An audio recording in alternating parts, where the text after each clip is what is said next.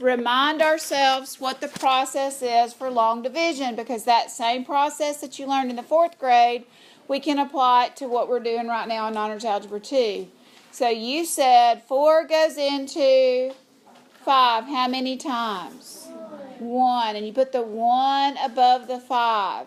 And then you said 1 times 4 is 4. Put the 4 under the 5 and subtract. 5 minus 4 is 1. What'd you do next? Bring down the 2. And then you said 4 goes into 12. 3 times. You write the 3 above the 2. And then you say 3 times 4 is 12. This wasn't the best example in the world. Change that 3 in the initial problem to a 7. I want us to have a remainder. Okay, 12 minus 12 is 0. Bring down the last term, which is 7. 4 goes into 7 once. 1 times 4 is 4. 7 minus 4 is 3. And I think most of you, and I can say this for a while, and then I know that whole new math and all that new strategy is going to come along, but most of you were taught that if you had a remainder, and we're talking about the very beginning of 4th grade, most of you were taught, let me see, were y'all taught to write a big fat R up here? And then you got to say that your remainder is 3. So your answer would be up here on the top. 131. 4 goes into 527. 131 times with a remainder of 3. Okay? So we're going to do the exact same long division process, except we're going to do it with polynomials. Okay, we're going to do it with variables. We're going to do it with algebra.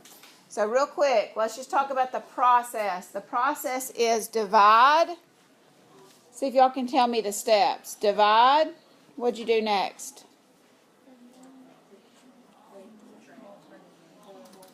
Multiply.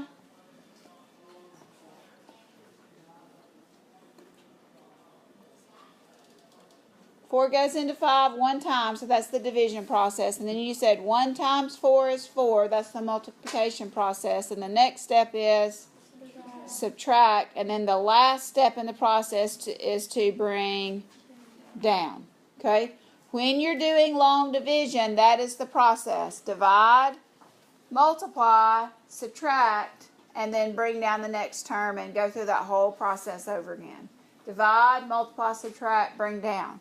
Okay? I always like to go back to something that you've done before I jump right into the harder stuff. Okay? I had several examples, but I've narrowed them down to 4. Okay? If I don't get all 4 of them in, please go watch the video, because I should be really, really close. We'll just see where we get. Okay?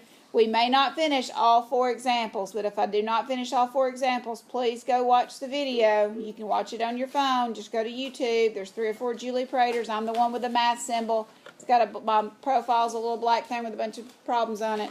And get the rest of these notes, okay? All right, so the first part of your homework, you're going to do long division with polynomials. So your problem's going to look something like this. 4x squared minus 8x plus 6 divided by 2x minus 1.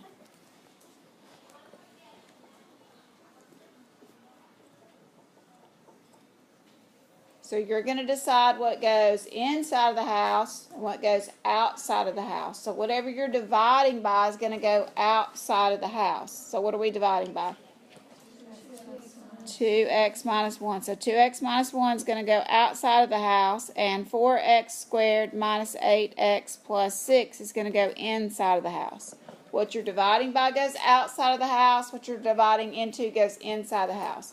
You also have to know that we have to keep our houses very, very organized. Okay?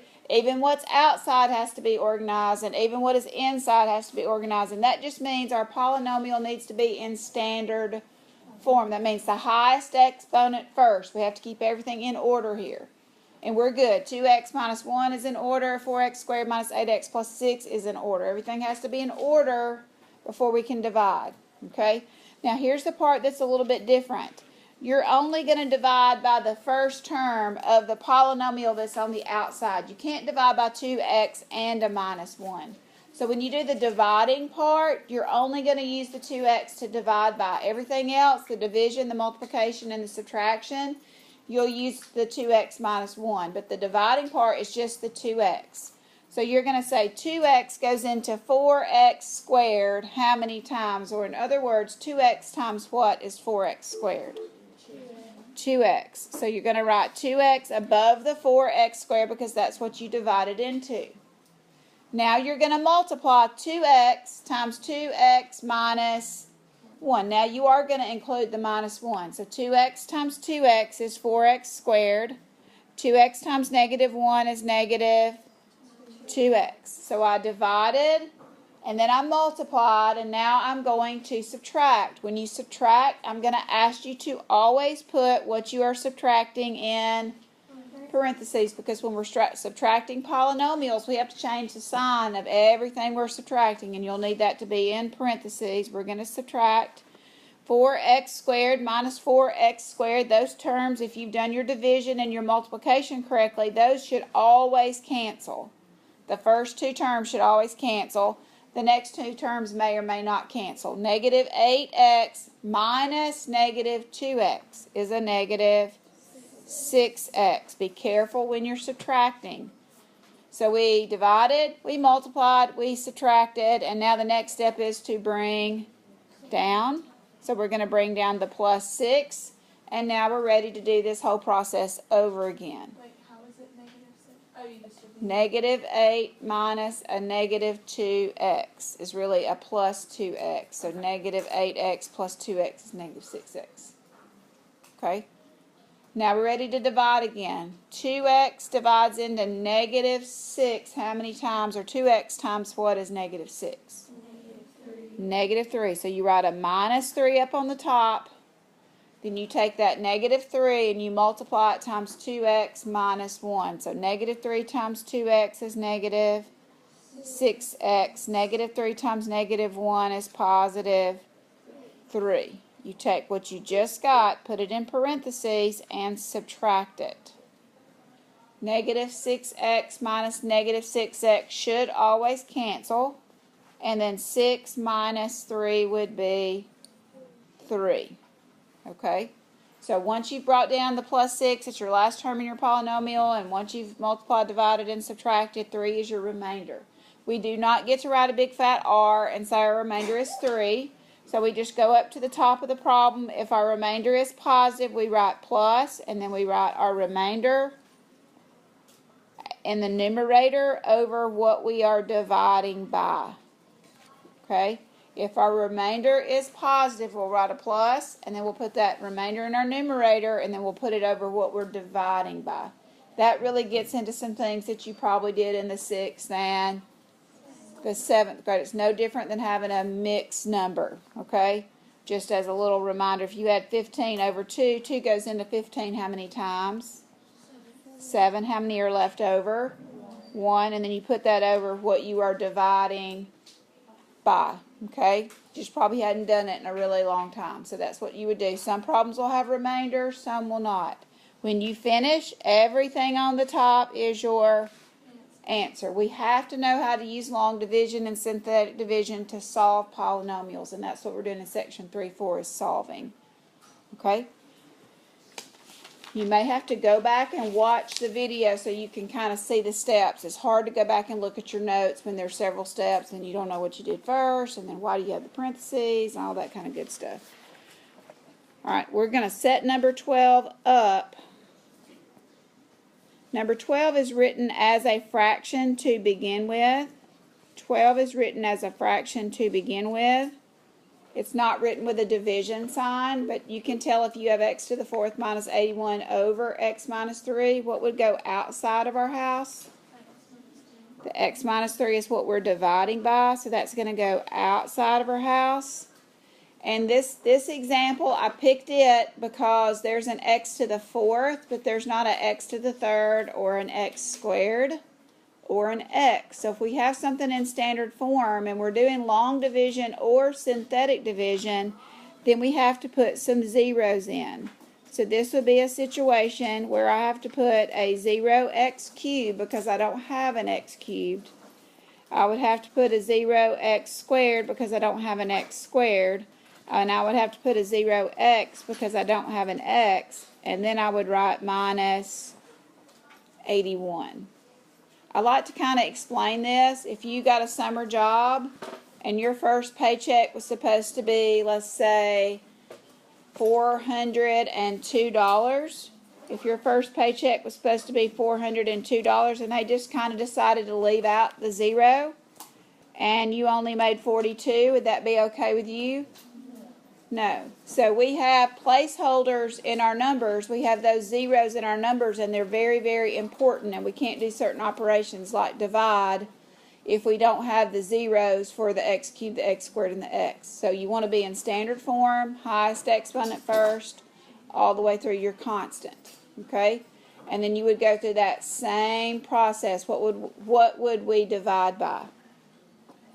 We would divide by our x, not our x minus 3, but just our x. So we would say x goes into x to the fourth how many times? X times what is x to the fourth? X to the third. Everybody agree with that? X times x to the third is x to the fourth. That's the same as dividing. Now you're going to multiply x cubed times x minus 3, and you're going to get x to the fourth minus 3x cubed. You're going to put that in the parentheses, and you're going to subtract. Your first two terms should always cancel if you've done the process correctly. And then you've got to do 0 minus a negative 3, which is a positive 3. 0 minus a negative 3 is a positive 3x squared.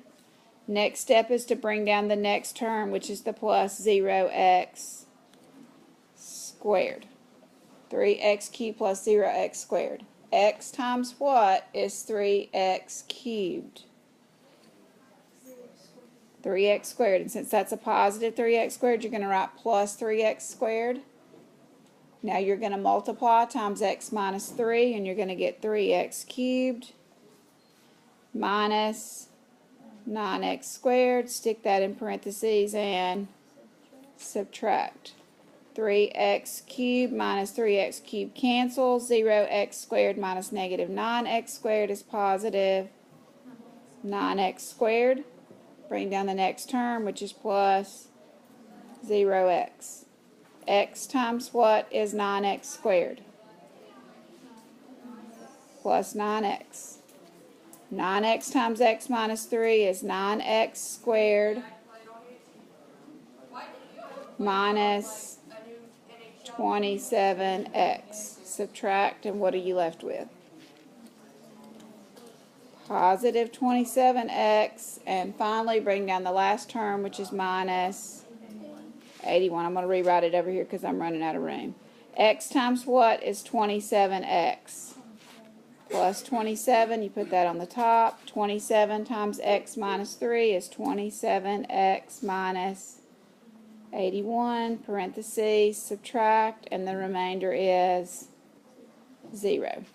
Your answer is on the top. All right. There were two other examples that I have not gotten to. Okay? Two other examples that I've not gotten to. I'm going to do a little pause. All right, 28 is asking us to use synthetic division. Synthetic division is a fake way to do long division, and it takes a little bit less time, and I actually prefer synthetic division. There's a couple of reasons that you can use it, and it'll become helpful unto us when we get to the next section. So what you're going to do is you're going to take what you're dividing by. This is going to be like totally different than what we did with long division. You're going to set it equal to 0, like you're finding the x-intercept, and you're going to solve. What good feed have to offer today? Real quick. Alright, so you're going to set x plus 2 equal to 0, and you're going to take x equals negative 2, just the negative 2 part, and you're going to put that on the left. You're going to do a backwards L, and you're going to go up to what you're dividing by, and you're only going to use the coefficients. If you're missing a specific term, you're going to put a 0 in that spot. So we have an x to the 7th, and the coefficient is 1. We don't have an x to the 6th, so the coefficient would be 0. We have an x to the 5th, so the coefficient is 1. We don't have an x to the 4th, so the coefficient would be 0. We have an x cubed, and the coefficient would be negative 10. We do not have an x squared, so we use a 0. For the coefficient, we do not have an x term, so we use a 0, but we do have a constant, which is a 12. Then you're going to leave the next line of your work blank. You're going to draw a line. You're going to bring down the first number, place it underneath the line. Then you're going to do 1 times negative 2 is negative 2. Combine 0 and negative 2. You're not subtracting here long division, you're just combining. So 0 and negative 2 combine to be negative 2. Then you multiply. Negative 2 times negative 2 is 4. 1 and 4 combine to be 5. 5 times negative 2 is negative 10. 0 and negative 10 combine to be negative 10. Negative 10 times negative 2 is 20. Negative 10 and 20 combine to be 10. 10 times negative 2 is negative 20. 0 and negative 20 combine to be negative 20. Negative 20 times negative 2 is 40. 0 and 40 combine to be 40. 40 times negative 2 is negative 80. 12 and negative 80 combine to be negative 68. The last number that you get is considered your remainder.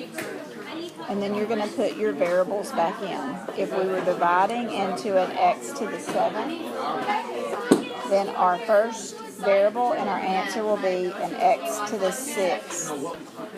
Right, so when we put our variables back in, if the highest exponent is 7, we're going to do 7 minus 1, and we're going to do 6. So our first coefficient is this 1, so it's going to be 1x to the 6th. It's always going to be the coefficient of the variable.